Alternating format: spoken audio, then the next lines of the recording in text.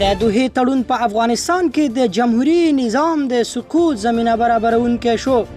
د اوسلو د سولې څیړنیز انسټیټیوټ د دغه راپور پر بنسټ چې امریکا د افغانستان حکومت څنډې ته کړ او له طالبانو سره یې خبرې پیل کړې چې په پایله کې جمهوریت سقوط وکړ.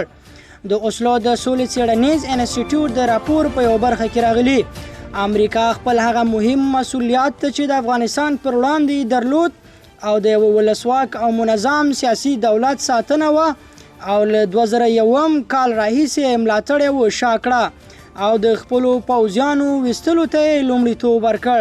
خو اسلامي امارات بیا د اوسلو د سولې د څیړنیز انسټیټیوټ راپور ته په غبرګون کې وایي د دوحې هوکړه د افغانستان د معزلې د پای ته رسولو او له هېواده د امریکایي ځواکونو د وتلو یوازینۍ حل لاره وه. د اسلامي امارات ویان ذبیح الله مجاهد په دې هکله وایي امریکایان هم له دې چې 20 کاله یې بې تجربې جګړه مخته یوړه او بې ځایه مصرف یې وکړ او بېلابېل ظلمونه یې ترسره کړل دې پایلې ته ورسېدل چې نورې پوځي هڅې پایله نه ورکوي. د دوحې هوکړې ته راغلل او د کړکېچ د حل لپاره یوه مناسبه لاره وه. د سیاسي چارو ځینې شنونکي بیا پر دې باور دي چې امریکا باید په نامسؤلانه توګه له افغانستانه وتلی نه وای. دوی ټینګار کوي چې امریکا باید له وتلو مخکې د موقت حکومت پر جوړېدو کار کړی وای.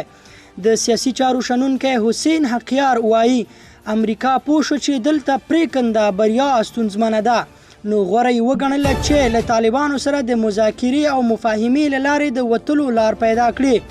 تر دې مخکې د امریکا د بهرنیو چارو وزارت په یو راپور کې ویلي وو د افغانستان د تیر حکومت او اسلامي امارات ترمنځ د سولې خبرو ته نه لیوالتیا د امریکایي ځواکونو د وتلو د طرحې عملي کېدو اصلي لامل و.